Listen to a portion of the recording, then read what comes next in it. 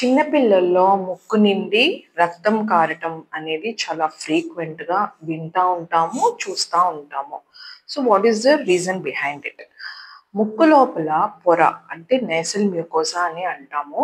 So, ఈ nasal mucosa dry అయినప్పుడు like extreme hot కానీ, కోల్డ్ క్లైమేట్స్‌లో అండ్ ఈవెన్ డీహైడ్రేషన్ ఉన్న వాళ్ళల్లో ఈ నేసల్ మ్యూకోసా చాలా డ్రైగా ఉంటుంది. ఈ డ్రై మ్యూకోసా వల్ల మన ముక్కు లోపల ఉండే చిన్న చిన్న బ్లడ్ వెసల్స్ బాగా థిన్‌గా ఉంటాయి. ఇవి రప్చర్ అయ్యే ఛాన్స్ ఉంటుంది. Which leads to nasal bleeding.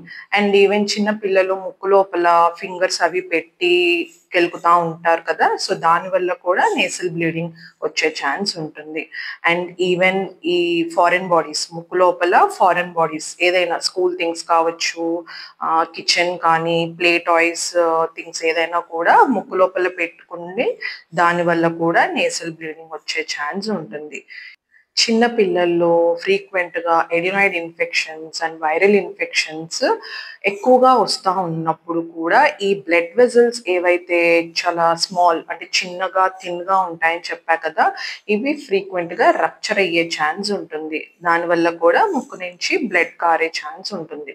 So, ఈ ముక్కు నుంచి బ్లడ్ వస్తున్నప్పుడు ఇనీషియల్‌గా first aid is very necessary.